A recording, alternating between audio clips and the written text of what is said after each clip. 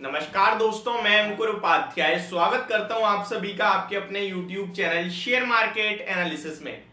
दोस्तों, जो गिरावट चल रही थी उसका रीजन था इंटरेस्ट रेट्स का बढ़ना, इन्फ्लेशन का बढ़ना, रिसेशन की चिंता और जेरोम पोवेल्स आपकी हॉकिश कमेंट्री। एंड आज फिर से फेड चेयरमैन जेरोम पोवेल साहब कमेंट्री देते हुए दिख रहे हैं आपको। एंड उसके बाद यूएस मार्केट में आपने एक शार्प डिक्लाइन, शार्प फॉल देखा है। अराउंड 200 पॉइंट्स की गिरावट थी।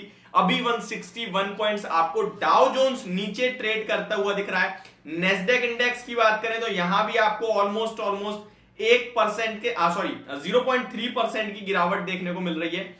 मैं आपके साथ शेयर करने वाला हूं चल क्या रहा है और हो क्या रहा है, यहां पे क्या कहा है जेरोम पोवेल साहब ने जो बाजार को पसंद नहीं आया। तो चलिए स्टार्ट करते हैं, समझने की कोशिश करते हैं। सबसे पहले यूएस मार्केट का एक बार चेक ले लेते हैं। तो अमेरिका के बाजार में इस समय आपको 300 पॉइंट्स की गिरावट होते हुए दिख रही है। ये अच्छे संकेत नहीं आ रहे हैं कल के लिए, काफी नेगेटिव संकेत आ रहे हैं। स्टार्टिंग जब हमने करी थी वीडियो की तो ऑलमोस्ट 160 पॉइंट्स डाउन थे एंड अभी 292 पॉइंट्स की आपको गिरावट देखने को मिल रही है यूएस मार्केट में। सबसे पहले मैं आपको कमेंट्री बता दूं तो यहां पे एक सेंटेंस, बहुत ही ज्यादा स्टेटमेंट कह दीजिए, नेगेटिव दिख रहा है। Powell says interest rates are likely to be higher than previously anticipated। पहले जो हमने सोचे थे उससे ज्यादा इंटरेस्ट रेट हाइक होगा और इस समय केवल यही चीज चल रही है बाजार में। Interest rate, inflation, recession, growth, ये सारी चीजें बाजार को किसी भी समय नीचे की तरफ धकेल देती हैं। मैं आपको शॉर्ट में समझाने की कोशिश करता हूं कि क्या है। देखिए, मार्केट ऐसा मान के चल रहा था कि अब इन्फ्लेशन काबू में आएगा, काबू में आता हुआ दिख भी रहा था नवंबर महीने में। लेकिन फिर एक रिपोर्ट सामने आती है जो कि कहती है, और हमारे आरबीआई गवर्नर शक्तिकांत दास जी भी कहते हैं कि इन्फ्लेशन, कोर इन्फ्लेशन बिल्कुल भी कम नहीं हो रहा है। वेजिटेबल इन्फ्लेशन कम हुआ था जिसकी वजह से आपको नवंबर मंथ में इन्फ्लेशन का डाटा कमजोर आता हुआ दिखा था। लेकिन बात करेगा अगर आप कोर इन्फ्लेशन की, यानी कि ब्रॉडर इन्फ्लेशन की, चाहे वो पल्सेस पे हो या फिर किसी भी और सेगमेंट पे हो, वो कहीं से कहीं तक कम नहीं हो रहा है, ना ही कम होता हुआ दिख रहा है। और इसी के चलते और ज्यादा रेट हाइक करने पड़ेंगे। करंटली हमारे इंटरेस्ट रेट ऑलमोस्ट ऑलरेडी 6.5%, 6.50% के हैं।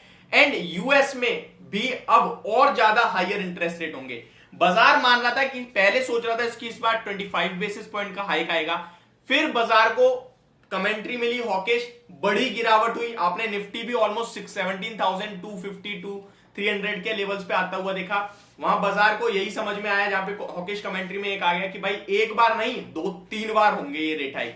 फिर बाजार को लगने लगा कि 35 बेसिस पॉइंट होगा और आज फिर से इस कमेंट्री ने एक बार फिर मूड माहौल बिगाड़ने का काम करा है। तो यही अभी की ब्रेकिंग न्यूज है और यही कारण है जिसकी वजह से आपको यूएस मार्केट गिरता हुआ दिख रहा है। मैं आपको पूरा अपडेट दूं अगर अमेरिका के बाजार का, तो डाउ जोन्स 260 पॉइंट्स डाउन है। नेस्डेक इंडेक्स में ऑलमोस्ट 1% के समथिंग की गिरावट होने वाली है, 0.25% डाउन है। इस समय 84 पॉइंट्स की गिरावट देखने को मिल रही है। S&P 500 1% नीचे है। रसल 2000 में 0.4% की गिरावट है। कल हमारे इस तरफ तो कल होली भी कल सेलिब्रेट होगी, तो शायद ये रंग में भंग डालने का काम करेंगे, ये जो इंटरेस्ट रेट्स की खबर है। SGX निफ्टी की बात करें तो 100 पॉइंट्स की गिरावट देखने को मिल रही है इस समय आपको।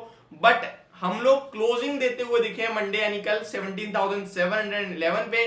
SGX निफ्टी अभी भी 91 पॉइंट्स गिरकर 17,760 के लेवल्स पे आपको शो हो रही है। लेट्स सी बाजार कल कहां ओपन होता है, कैसे ट्रेड करता है। बट हाँ, इस हॉकिश कमेंट्री के बाद जो ये नेगेटिव रिएक्शन आया, ये कितना ज्यादा डीप होता है देखने वाली बात है।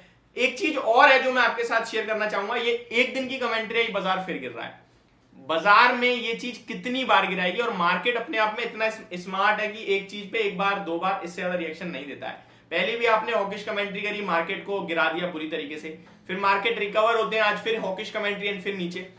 अब जब आप इंटरेस्ट रेट बढ़ाओगे तो क्या उस दिन भी बाजार गिरेगा? मैं इसको लेकर बस अभी सोच रहा हूं, बाकी कुछ मेरे दिमाग में नहीं है। एक चीज हमें समझ में आ गई, पहले हॉकिश कमेंट्री गिरावट तो रिकवरी आई, अभी फिर हॉकिश कमेंट्री है। ये लंबी नहीं चलनी चाहिए क्योंकि मार्केट ऑलरेडी ये समझ चुका है कि इंटरेस्ट रेट तो नहीं रुकने वाले अभी।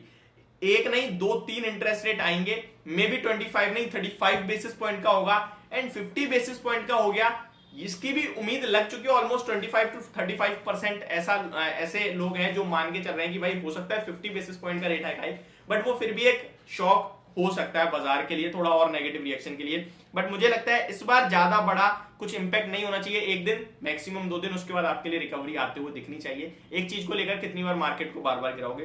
तो ये कुछ स्टॉक मार्केट के ऊपर जो डाटा जो अभी आता हुआ दिखा वो मैंने आपके साथ शेयर करा।